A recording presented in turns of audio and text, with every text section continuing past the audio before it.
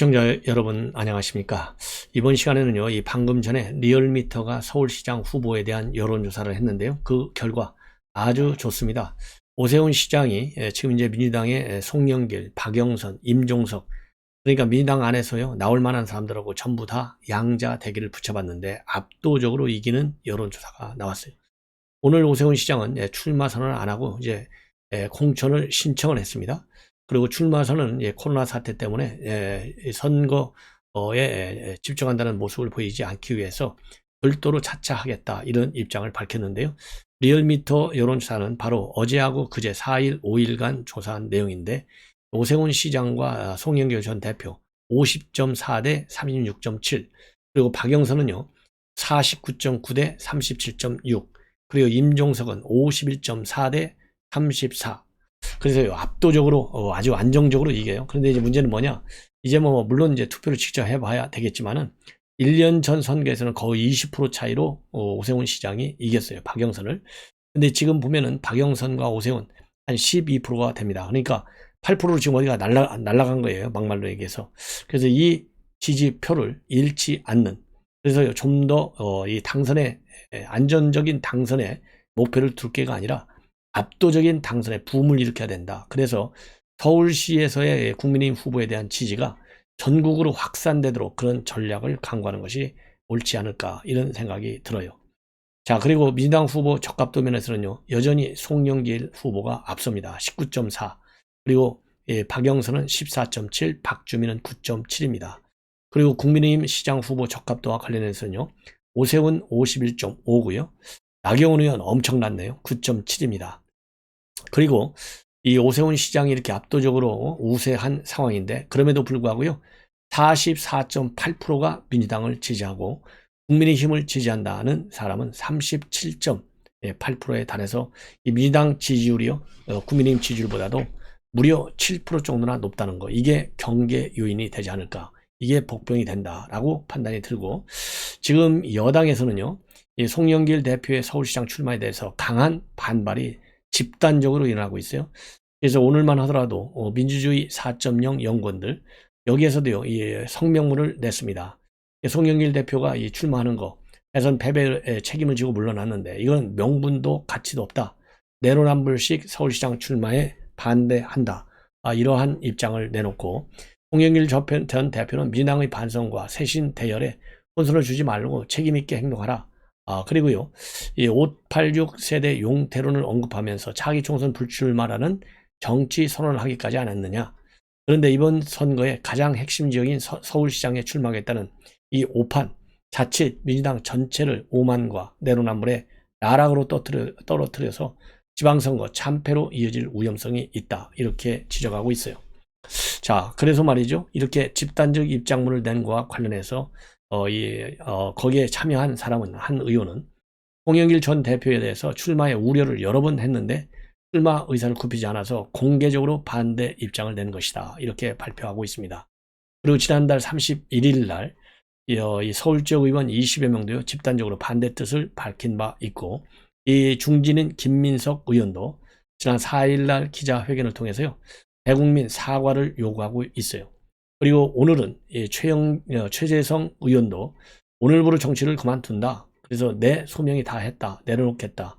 그리고 새로운 시대는 새로운 소명이 필요하다, 이러면서 정치를 정치판에 떠나겠다라고 했는데, 그리고 또 마찬가지로 송영길 대표의 출마, 이거는 차출이 아니다, 자출, 스스로 출마한 것이다, 이렇게 비판 입장문을 내놨고요.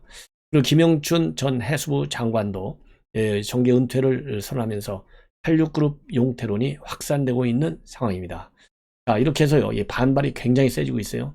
그렇기 때문에 송영길 후보에 대한 지지 여론은 더 줄어들 가능성이 크다, 이렇게 저는 보여지고요.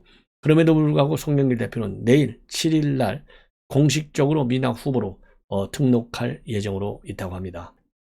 그래서 지금 이제 서울 지역 의원들의 분위기를 보면 당 지도부가 나서서 송 전 대표의 출마를 막을 수도, 그렇다고 또 전략 공천할 수도 없는 상황이다. 서울시장 후보를 둘러싼 당내 갈등이 당분간 더 지속될 가능성이 크다, 이런 전망을 내놓고 있어요. 자, 그리고요, 이제 이번에는 이준석 대표가 말이죠, 어제 한덕수 총리와 당사에서 회동을 가졌습니다.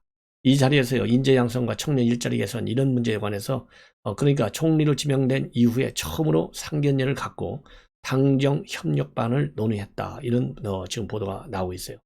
그래서 이준석 대표는요, 이 한 후보자가 박진 의원이 주도하던 하버드 동문회에서 만났던 이야기를 하면서 반갑다고 이야기를 하더라. 그러면서요, 문재인 정부가 외치를 소홀히 했다는 지적이 있었는데 새 정부에서는 외치도 좀 신경을 썼으면 좋겠다고 했다면서, 예를 들어 문재인 정부에서 국제경제 관점은 보지 않고 부동산, 최저임금 등 내치에 해당하는 것만 건드리다가 문제가 좀 있었다. 이런 이야기를 했고, 또 한 총리도 여기에 대해서 공감했다. 이렇게 밝히고 있습니다.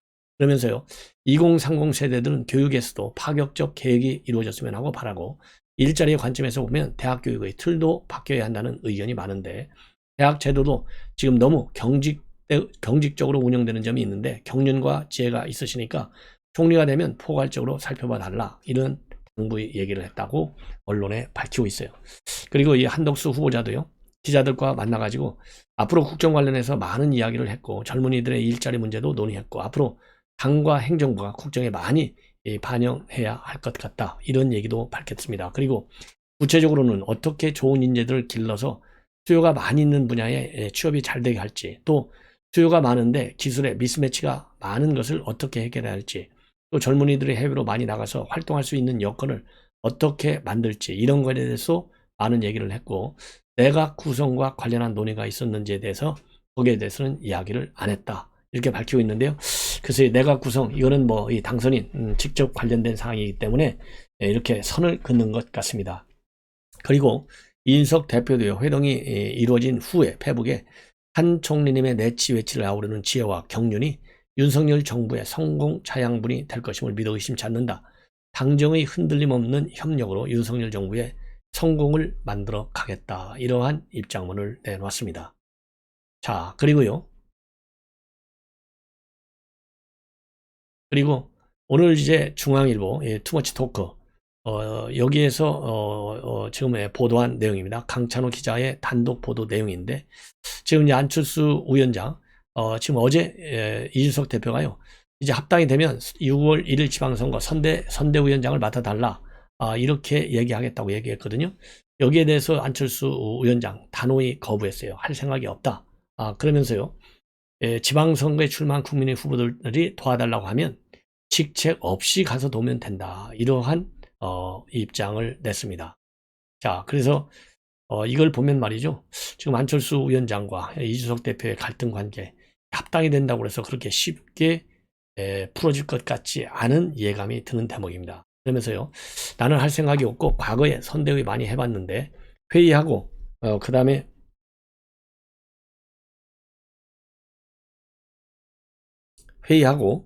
그 다음에요, 이 탁자에 앉아서 서로 글 읽고 메시지 내고 그런 거 이제는 싫다.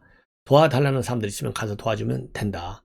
그리고 그런 것도 하나의 방법 아니냐. 꼭 직책을 맡을 필요가 있겠느냐. 이렇게 얘기를 하고 있어요.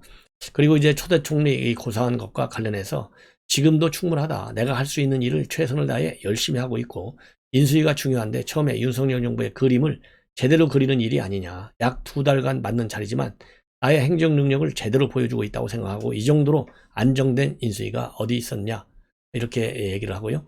합당 문제에 관해서는 그리고 공천지분 갈등 이런 거 시간이 얼마나 갈지 모르겠지만 합당은 잘 될 것이다. 그리고 이 공천이라고 하는 것은 국민의당 공천심사위원회에 국민의당 심사위원이 참여하면 되는 것이다. 그래서 중앙공심위는 위원 11명 중에 국민의당 소속 의원이 2명, 소속이 2명, 그리고 시도당 공심위는 의원 9명 중에 우리 당이 2명쯤 참여하면 된다. 이렇게 입장을 내놨습니다. 그리고 또 이 투머치 토커에서요, 이 강찬호 기자가 또 이준석 대표하고도 인터뷰를 했어요. 여기에서 지금 이제 조금 전에 말씀을 드린 대로 이 안철수 위원장이 선대위원장 맡아다는 요청을 일축했지 않습니까? 여기에 관해서는요, 안철수 위원장이 선대위원장을 마다할 이유가 없다. 그리고 선대위원장을 맡는지 여부가 국민과 당원의 안 위원장 평가에서 큰 차이를 가를 것이다. 이런 입장을 내놨어요. 그리고 또 지금 현재 이번 지방선거와 관련된 목표치는요, 17개 광역단체 절반 이상, 특히 수도권 광역단체 3곳 중에서 2곳의 승리를 들었어요. 그러니까 수도권은 뭐 서울, 인천, 경기인데 인천보다는 경기를 노리는 것 같아요. 왜냐하면 인천, 박남춘 지금 지지율이 굉장히 높아요. 그렇기 때문에 어려운 것 같고, 지금 경기도는 지금 이재명 지사가 이번 대선에서 많이 이겼는데 지금 그 상당히 박빙으로 되어 있지 않습니까? 그리고 유승민 전 의원은 박빙 우세예요. 김동연에 대해서. 그래서 지금 경기에서의 승리를 지금 노리고 있는 것 같습니다. 자, 그래서 오늘 강찬호의 투머치 토커에서 이준석 대표가 여러 가지 중요 이슈에 관해서 한마디 했어요. 그래서 이 내용을 압축해서 여러분들께 말씀을 드리도록 하겠습니다. 우선 이번에 이제 처음으로요, 이준석 표 기초 자격 평가 시험을 하잖아요. 지방선거 출마와 관련해서 문제 샘플을 공개를 했더니 이 정도로 모르면 모르고서 지방의원 하려고 하느냐, 너무 낮다는 얘기까지 나오고 있다. 그래서 다음 선거를 앞두고는 조금 더 난이도를 상향시킬 수 있지 않을까 기대한다. 네, 이렇게 얘기했고요.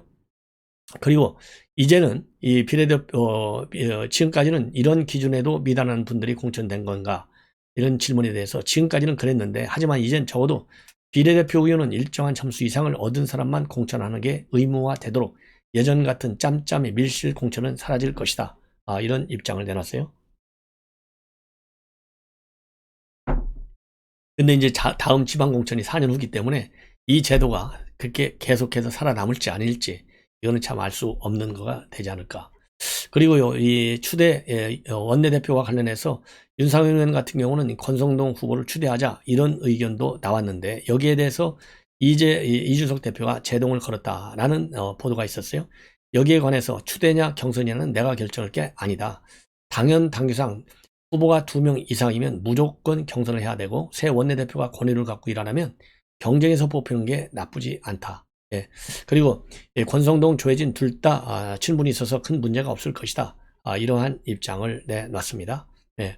그리고 이 선대위원장 하는 문제는 앞에서 말씀을 드린 대로 선대위원장 자리는 명예롭고 실질적인 역할을 하는 자리이기 때문에 이 안철수 위원장이 거부할 이유가 없다. 예, 그래서 여러 사람들이 선대위원장을 맡으라고 설득하게 될 것이다. 예.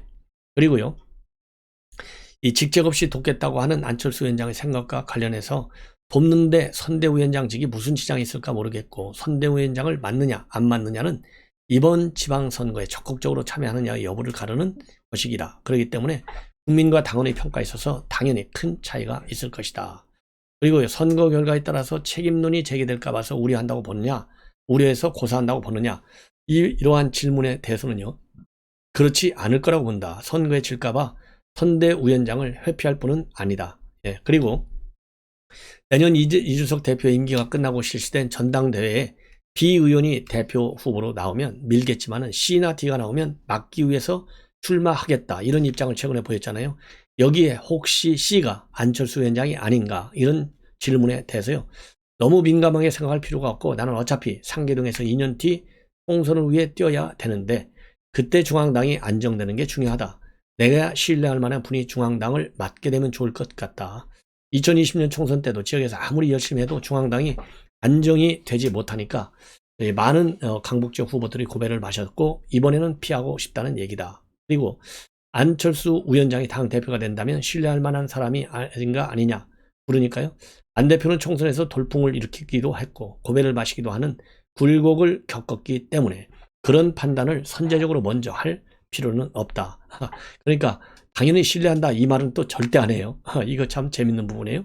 그리고 합당 논의에 대해서는요, 과거에 비해서 큰 무리가 없고 금주 안에 끝난다는 말도 너무 길게 보는 거고, 빨리 처리됐으면 좋겠다. 그리고 이번에는 당명 놓고 이견이 별로 없을 것 같고, 그리고 김은혜 의원의 경기지사 출마, 윤핵관 권유가 있었다는 소리 나오는데 그거는 확인할 수 없다. 김 의원 출마로 흥행을 띄워야 한다는 주장은 윤핵관과 관계없는 분들도 얘기해온 거다. 그래서 김은혜 의원이 당을 위해 결단한 것이고 윤석열 당선인도 양해한 것으로 안다. 예. 그리고 경기도 지사 선거 결과가 지방선거 전체의 승패 기준이 된다는 얘기가 있는데 어떻게 된 거냐? 그러니까요, 모든 광역단체장 하나하나가 중요하다. 기초단체장도 굉장히 중요하고 경기만 해도 인구 100만이 넘는 특례시가 3군데나 있다. 고양, 용인, 수원이다. 여기는 권한이 굉장해서 승리하는 게 중요하다. 그리고 송영길 전 대표의 서울시장 출마는 이재명 상임 고문의 국회 입성 계기가 될 수 있다고 하는데 이 부분에 대해서는요. 송 전 대표의 지역구인 인천 계양구는 민주당에 굉장히 유리한 지역구다. 그 밖에 수도권에서 보궐선거가 발생할 가능성이 있는 지역구들은 이 고문의 당선에 어려움이 있는 곳들이다. 그래서 이 고문은 즉 계양구를 출마할 걸로 예상이 된다. 만일 경기도에서 우리 당이 불리하지 않은 지역구에 이 고문이 출마한다면 우리는 중량감 있는 후보, 이를테면 현역은 아니지만 중량감 있는 원의 인사를 내보낼 생각이고, 그래서 이재명 고문은 좀 부담을 느낄 것이다. 이런 얘기를 했어요.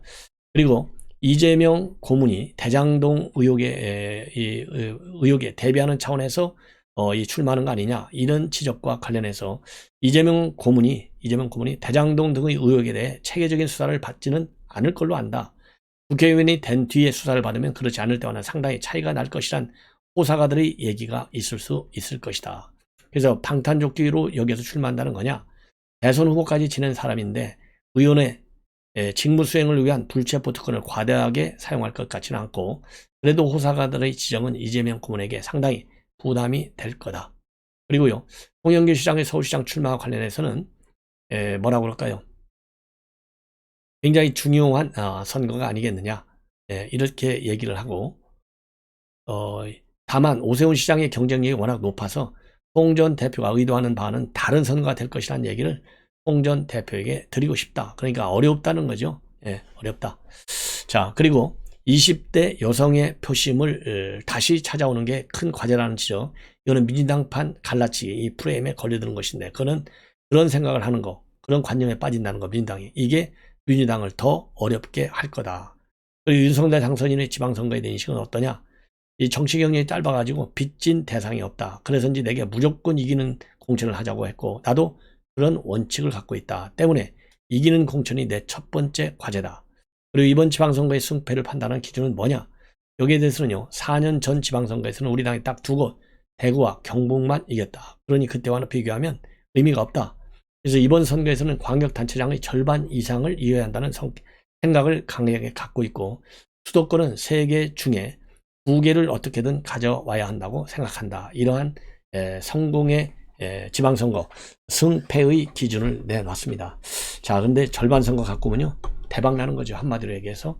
자, 한번 지켜보도록 하겠습니다. 시청자 여러분, 이것으로 본 방송은 마치겠습니다. 대단히 고맙습니다.